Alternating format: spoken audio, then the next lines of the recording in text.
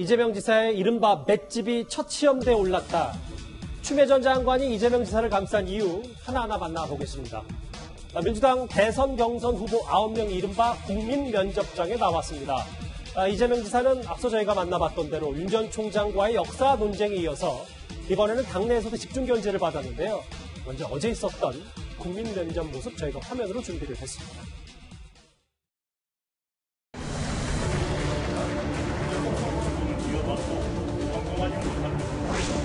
이 나라의 운명 그리고 5천만 우리 국민들의 삶이 걸린 대한민국의 대표 일꾼을 뽑는 그런 자리입니다. 지금까지 주어진 작은 권한 범위 내에서 최선을 다했습니다. 앞으로 기회를 주시면 새로운 나라 반드시 만들어내겠습니다.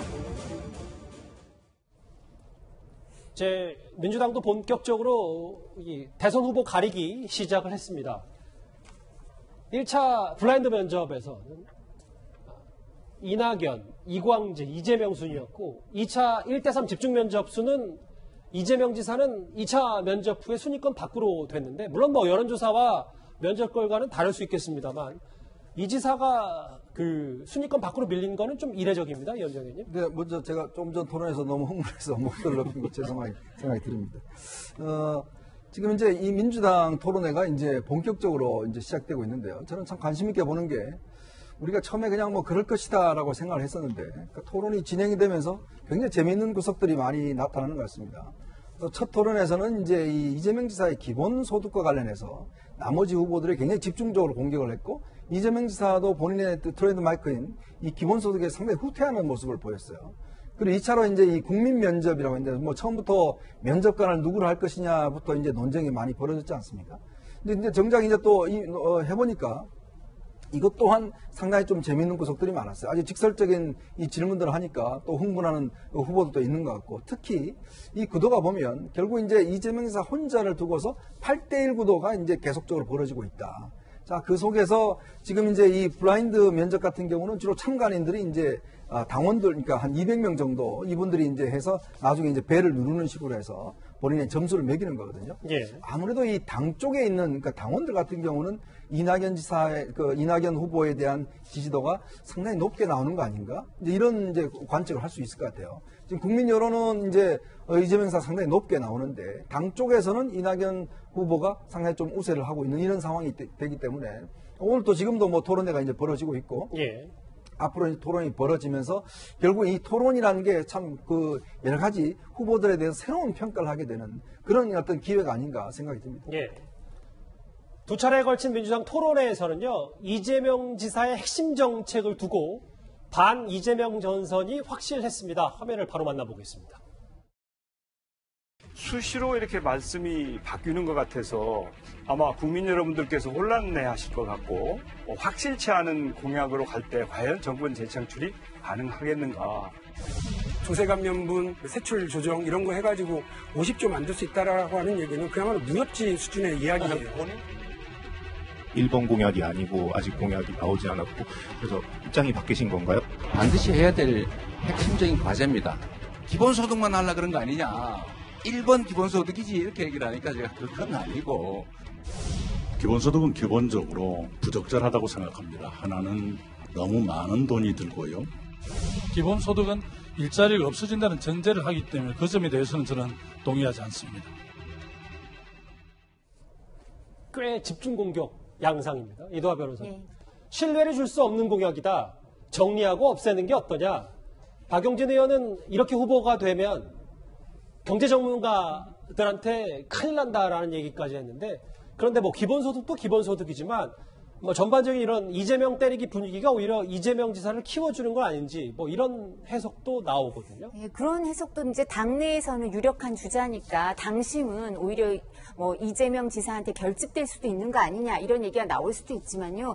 제가 이제 제3자 입장으로서 제 그 1차 후보 간 그 토론회를 TV에서 공중파에서 토론회를 하는 걸 봤거든요. 예. 그러면서 저는 이런 생각이 들던데 지금도 아마 이 시간에 다른 2차 토론회도 어디선가 하고 있을 수 있는데 1차 토론회를 보고 보고 이재명 지사의 기본소득 아니면 뭐 가짜 약장수 발언에 대해서 다른 분들이 공격하는 걸 보고 저런 부분이 이재명 지사가 문제였구나 다시 깨닫게 되는 게 있던데요. 그러니까 이재명 지사의 실체나 아니면 이런 부분에 대해서 더 밝혀지는 부분이 있을 것 같고요. 예를 들면 가짜 약장수 발언에 대해서 공격을 하니까 이런 얘기를 하더라고요.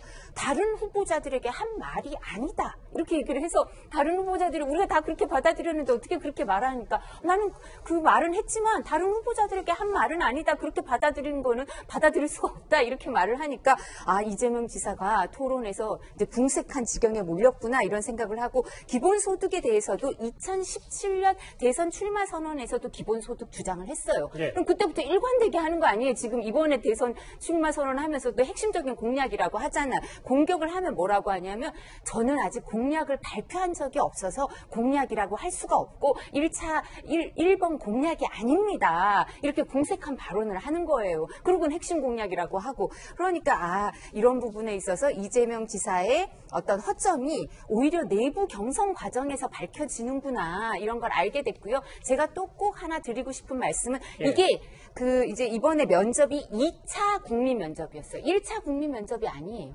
1차 국민 면접은 후보 등록하고 나서 바로 있었는데 그때 이제 그거를 유튜브에 중계를 하니까 아마 시청자 동시 접속자가 900명인가 그랬대요. 근데 이제 국민의힘은 나는 국대다 그 대변인 토론 배틀에서 16강에서 2만 명이 동시 접속했다 그러대요. 그래서 2차 국민 면접은 얼마나 들어와서 봤는지 모르겠지만 더 좀 분발해 주시길. 이렇게 동시 접속자 수도 낮고 시청률도 낮으면 이게 효과가 얼마나 저는 이렇게 이재명 지사의 허점이 알려지는구나 이런 말씀을 드렸지만 이렇게 시청률이 낮아서 이게 알려질 가능성이 좀 낮아지는 거 아닌가 걱정도 되더라고요. 이도하 변호사님 시청률 걱정까지 해주시네요. 알겠습니다. 김관욱 교수님. 근데 사실 이 지사가 비판받은 포인트가 그 기본소득 핵심 정책 말고도 여기 화면에 보면 일각에서 질문을 했잖아요. 여배우 얘기. 김부선 씨 말씀하는 것 같은데 얼마나 더 증명해야 할지 몰라서 이 정도로 했으면 좋겠다. 형수 욕설은 제 인격 부족이 있게 사과드린다. 특히 그 형수 욕설 관련해서는 이 지사가 각종 인터뷰에 나설 때마다 인격 부족과 그 얘기를 계속해서 고개를 좀 숙이고 있습니다.